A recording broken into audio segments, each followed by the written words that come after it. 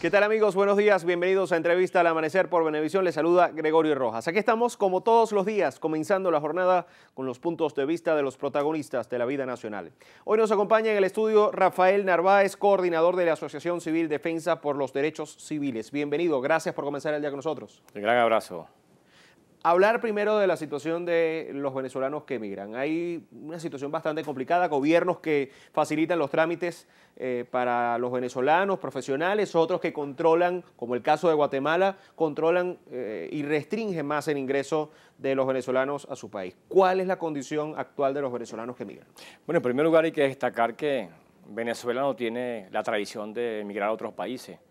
Venezuela siempre fue la cuna de recibimiento, receptor de mucha gente que se vino huyendo de las guerras y que aquí le abrimos los brazos, le dimos el afecto, el café, le tendimos la mano, porque somos los venezolanos así a pesar de las crisis.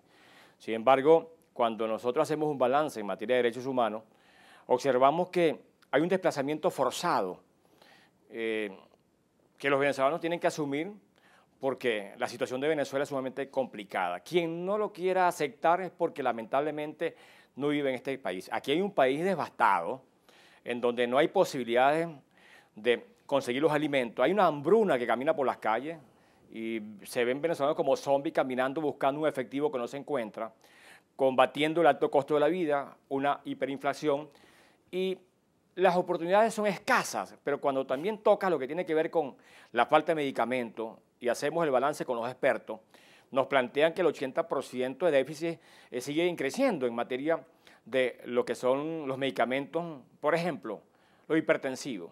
El costo son 2.800.000 bolívares para un hipertensivo. Un jubilado y un pensionado, ¿cómo va a tener para lograr controlar su tensión arterial con medicamentos cuando el salario se convierte en sal y agua? Y cuando vas a los hospitales, ahí hay una situación donde los tomógrafos no aparecen, no hay mantenimiento de los quirófanos, hay una larga cola para asistir a una intervención quirúrgica. Entonces, cuando hacemos el balance, vemos que Venezuela se va, es mucha tristeza, mucho dolor. Venezuela se va a un país, un horizonte incierto, a pesar de que hay una receptividad por parte de algunos miembros de esos países, pero que sin embargo va a chocar con los servicios públicos, va a tener problemas allí porque las culturas son diferentes. Entonces, pareciera ser que el Estado luce indolente. El Estado no observa que nuestros jóvenes en las universidades se van del país. Por ejemplo, en la UCB, Facultad de Derecho, más de 800 personas se han ido. La Facultad de Farmacia han ido los profesores. Ayer hacía un balance en la Universidad Simón Bolívar.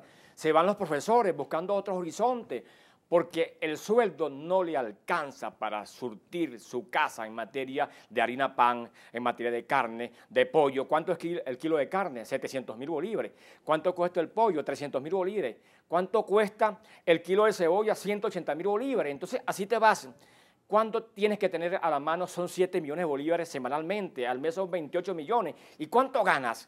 Por eso es que cuando hablamos con nutrición, nos hablan que el venezolano ha perdido más de 15 kilos de peso. Entonces, por eso la gente decide irse, pasando una travesía sumamente complicada. Quienes se van por la vía terrestre están expuestos a que los asalten, están expuestos a que le quiten los dólares.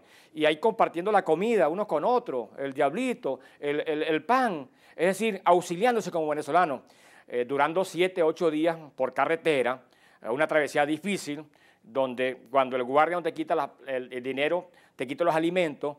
Es decir, una situación sumamente complicada, que el llamado es al Estado, que por favor despierte, que el Estado se ponga la mano en el corazón para que entienda.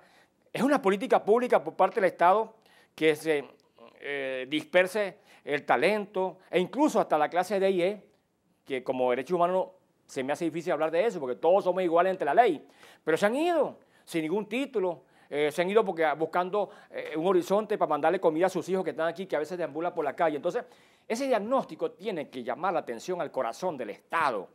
Los poderes públicos tienen que ser más sensibles. Quizás salirse del aire acondicionado y pasearse por las calles de Caracas. Por ejemplo, en el estado Guárico, ahí un poco llegan las bolsas de contingencia de CLAN. En Catelamar, ayer le cayeron a perdigonazo a la gente que está reclamando porque tiene hambre, porque no tiene la bolsa que le llega con un mes de retraso. Se habló del plan conejo. ¿Dónde están los conejos? Se habló del plan ovejo. ¿Dónde están los ovejos? Y ahora se está hablando de una planificación urbana agrícola. ¿Dónde están las semillas? En estos días vi a la gente de los gremios agrícolas Bueno, planteando que no ha llegado la semilla para sembrar. Es decir, aquí hay una mano productiva que quiere darle la mano a los venezolanos, pero el Estado pareciera ser que sigue restringido. Y cuando un Estado no le duele la vida de los venezolanos, cuando un Estado desprecia a los venezolanos, cuando un Estado no le importa que tú te vayas a otro país, bueno, entonces sería una política de Estado que hace con un mundo pequeño, donde tú no protestes, donde tú no reclames. Entonces, como defensor de derechos humanos, por más de 35 años, siento tristeza y un dolor.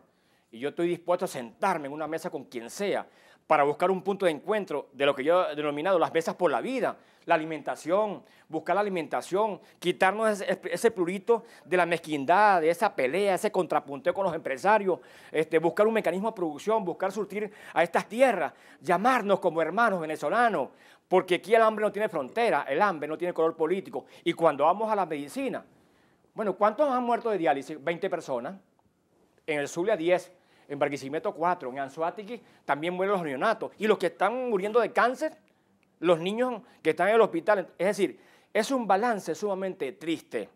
Y es por eso que nuestros activistas de derechos humanos, en esta organización que represento, estamos haciendo un planteamiento muy concreto. En primer lugar, darle un agradecimiento a los estados receptores, a los países receptores.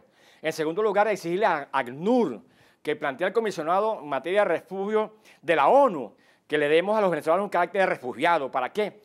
Para que haya la protección hacia el ser humano, alimentación, salud y la posibilidad de darle un plazo para sus papeles con una permanencia, como lo está haciendo Brasil, que le dan 2 años a los venezolanos para que puedan ingresar allí y también tengan acceso al estudio. ¿Hay algo que se puede hacer en los países que reciben venezolanos para bajar un poco el nivel de xenofobia que hay? Porque hay casos donde, por ejemplo, tergiversan la forma de ser o el papel de un venezolano en esa sociedad y lo catalogan y denigran de ese venezolano. ¿Hay algo que puedan hacer esas repúblicas? Bueno, en primer lugar, el llamado es a los familiares, que se comuniquen con sus hijos, a los que se han ido de Venezuela, que aspiramos que regresen, para que el buen comportamiento van a otro país, que por supuesto tienen que estar en sintonía con las nuevas leyes de ese país, que no son las mismas de nosotros, y que ser humilde en ese particular para aguantar este chaparrón. Pero también hay una situación que está ocurriendo sumamente lamentable. El equipo consular de nosotros en otros países, los embajadores, han sido mezquinos con los venezolanos. Le han tocado las puertas al consulado de esos países receptores y se las han cerrado. Eso es un acto criminal, porque tú no puedes llevar la parte política, el contrapunteo entre nosotros mismos, hacia un venezolano que se fue porque no tiene cómo comer. Ningún venezolano le gusta estar en otro país, le gusta estar aquí con su cafecito, con su abrazo, con los familiares, bueno, caminando por las calles de Caracas tranquilamente. Un Semana Santa, agarra su empanadita, su pasta de espagueti y se va a la playa, aunque por dentro no tenga el recurso. Somos así, no somos un país que nos vamos a ir porque nos da la gana, no. Bueno, hay que tener un comportamiento cónsono con los países receptores. En segundo lugar, que el cónsul de cada país, por ejemplo, el de Chile, el de Ecuador, el de Perú, el de Argentina, el de Brasil, el de España, el de Estados Unidos, el de Canadá, que reciban a los venezolanos cuando les tocan la puerta. Ese es su deber y su obligación. No coloquen la parte política. Y esos embajadores, ver dónde están estos muchachos para conversar con ellos, no meter la parte política para darle la mano, porque en fin, somos venezolanos. Y al ser venezolanos nos obliga nuestra Carta Magna, porque esto todavía existe. Todos somos iguales ante la ley. Y es nuestra norma jurídica que hay que respetar, y es nuestro pacto social en esa materia. Muchísimas gracias por comenzar el día con nosotros. Gracias. Nos acompañó Rafael Narváez, coordinador de la Asociación Civil Defensa por los Derechos Civiles, en entrevista al amanecer. Amigos, gracias por acompañarnos. En minutos nada más, primer contacto, y a las 6:30 de la mañana la emisión matutina de su noticiero Venevisión. Feliz día para todos.